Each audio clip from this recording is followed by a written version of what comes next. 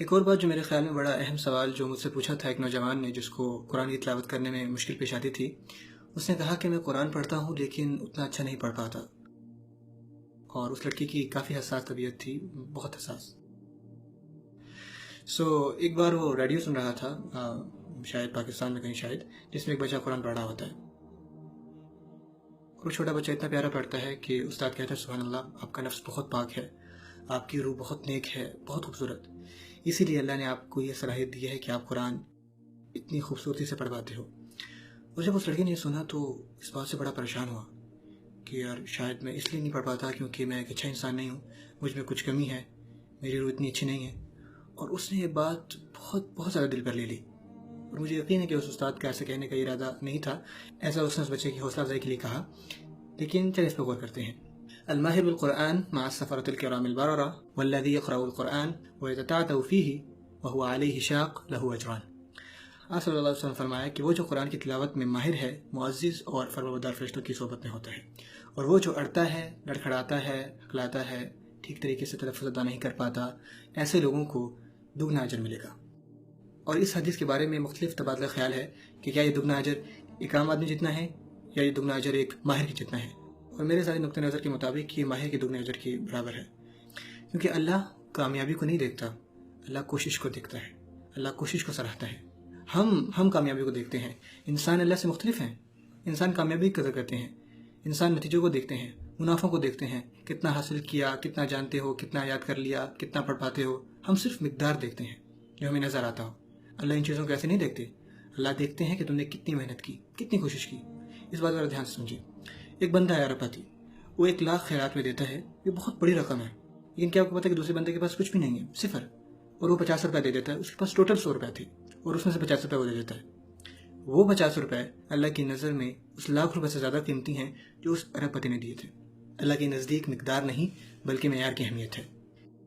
یہی بات کوشش کے ساتھ ہے۔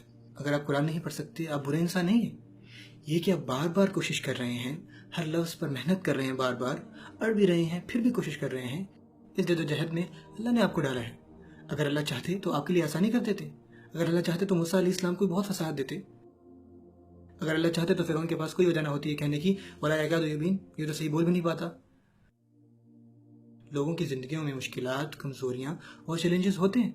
کچھ لوگوں کی جسمانی معذوری ہوتی ہے، کچھ لوگ نفسیاتی طور پہ پریشان ہوتے ہیں، ان کی زندگی میں مسائل ہوتے ہیں۔ یہ امتحان اللہ کی طرف سے ہوتے ہیں، آپ سمجھ رہے ہیں؟ اس وجہ سے نہیں ہوتی کہ اللہ ان کو سزا دے رہا ہے یا وہ ہم سے کمتر ہے، ہو سکتا ہے وہ ہم سے بہتر ہوں، ہو سکتا ہے وہ ان معذوریوں کمزوری کی وجہ سے ہم سے بہت زیادہ بہتر ہوں۔ آپ ایسا بالکل بھی نہ سوچیں، ٹھیک ہے؟ ہمیں اللہ کا شکر ادا کرنا چاہیے، ہمارے معیار اللہ کے معیار کے مقابل نہیں ہے۔ لوگ تو ایک دوسرے کو نیچا دکھاتے ہیں، لوگ ان لوگوں کو چھوٹا سمجھتے ہیں جنہوں نے کوئی کامیابی حاصل نہیں کی۔ یہ بات میں اپنے عربک اسٹوڈنٹس کو بتاتا رہتا ہوں، عربک کلاس میں آپ لوگوں کو جج ان کی کامیابی کے معیار سے کرتے ہو، جیسے ٹیسٹ کیسا رہا، بولنے میں کیسے ہو، لکھنا کتنا آتا ہے، آپ وہ قواعد کتنا سمجھ آتے ہیں۔ میرا ایک شاگرد تھا، وہ بندہ، آپ کو پتہ ہے اس کے بارے میں کیا کہوں گا، کہ اللہ نے اس کو عربی کے لیے نہیں بنایا، لیکن وہ بندہ بہت ذہین ہے، بہت زیادہ ذہین، اپنے پروفیشن میں بہت تیز ہے، جس چیز کو ہاتھ لگائے ایسا نہ بن جائے، انتہائی جینیس ہے۔ اور جب بات آتی ہے عربی کی تو بیچارہ بڑی مشکل سے 30 لے پاتا ہے ٹیسٹ میں، نہیں کر پاتا۔ اور یہ بندہ اتنی پڑھائی کرتا ہے، اتنا پڑھتا ہوا میں نے کبھی کسی کو نہیں دیکھا، گھنٹوں پہ گھنٹے ہر دن بیٹھا رہتا ہے، وہ ٹیسٹ میں فیل ہو جاتا ہے۔ اگر کوئی اور فیل ہو تو وہ مایوس ہو جاتے ہیں، کئی دن تک پڑھائی نہیں کرتے۔ یہ بندہ اپنی تمام غلطیوں کو دیکھتا ہے، ٹھیک کرتا ہے، ریویو کرتا ہے۔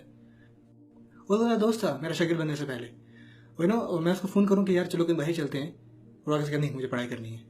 میں اس کو دن میں استاد ہوں اور رات میں چلو یار کہیں چلتے ہیں، لیکن نہیں مجھے پڑھنا ہے۔